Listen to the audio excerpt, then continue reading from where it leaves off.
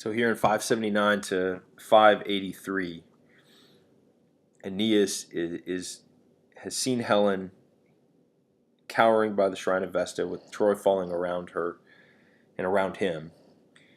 And he's thinking of the consequences of her actions and thinking of her surviving this while his entire fatherland and his comrades all perish. And this is the continuation of the rhetorical thoughts, these questions that are coming to his head as he's frantic amidst the chaos here. He says, will she, Helen, will she see both her husband and her home? And then this sometimes is patris of her father, but here, and her fathers and her sons. I think your edition has patris there, so will she see the home of her father and her children? Comitata, having been accompanied turba by a crowd of Trojans and with Phrygian or with Trojan maidens.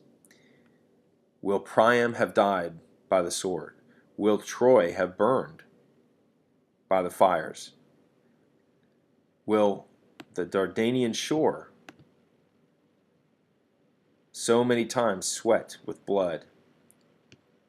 Not so, or it will not be so. So coming back up here, it's this litany of touchstones that is making Aeneas so angry, and all of this is building up to, in a little bit, we're going to see him make a fateful decision to kill Helen, to kill this woman, and I think the readers can understand, they can sympathize. You know, she's going to see her husband or her marriage again. She's going to see her home, and then whether she's going to see her father's or the home of her father, it's implied here, her past and her future. While Aeneas is watching his past burn, and the fate of his future, the fate of poor Iulus, of small Iulus, is occurring to him. And she's coming in triumph. This cowardly woman, accompanied by a crowd of Trojans and accompanied by these Trojan attendants.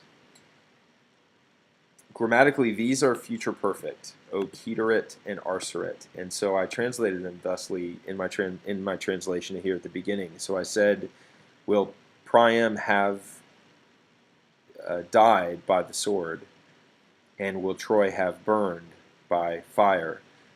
But probably what we mean here is that will all of this happen when Priam has died by the sword and when Troy, burns by the fire, and when the shore, the shore of Troy, sweats here is the verb sudarit for sudarit.